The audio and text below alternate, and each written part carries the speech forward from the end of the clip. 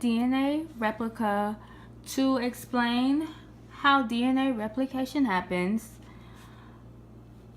Each end has different carbon numbers. The top is 3 to 5, and since they're anti-parallel, the bottom goes from 5 to 3.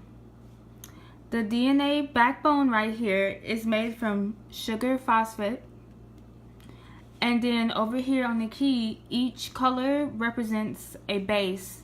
So the purple represents adenine, which is a purine, and it has double rings.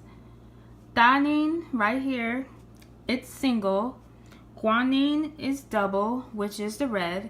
And cytosine is single, which is the green.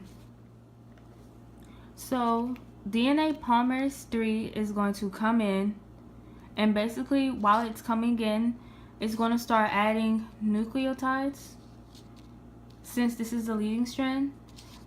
And while these nucleotides are being added, it's going to start forming a sugar phosphorus backbone as well, and basically forming a whole new strand for the leading strand, like that. Now with the new nucleotides in the phosphorus backbone, you have a 3' here, 5' here, 5' here, 3' here. It makes this whole new helix the leading strand. Okay, so with the 5 to 3 strand, this is called the lagging strand, and what happens is that DNA polymerase 3 comes in, and basically what it does is it takes a RNA protein.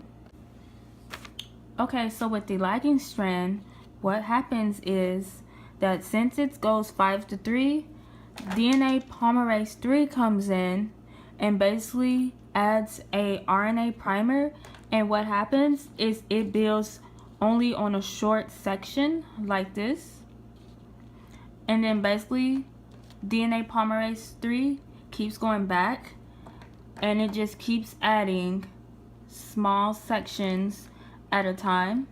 I'm going to use this color like that, and then it's going to add another, and basically it's just adding sections at a time.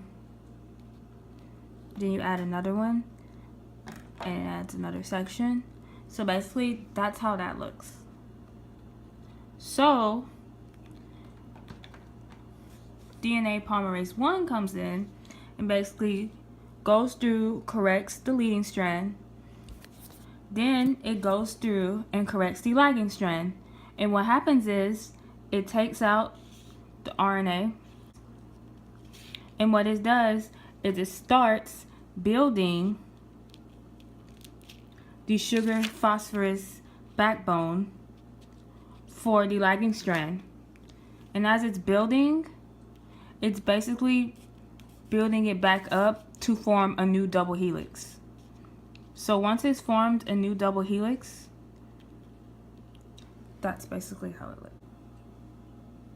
Okay, so since they're connected and the fragments are there, these fragments are also called Okazari fragments. And the final thing that happens so that there'll be 2 DNA strands is that DNA ligase is the final form of enzyme that comes through, and basically what it does is it just binds everything together.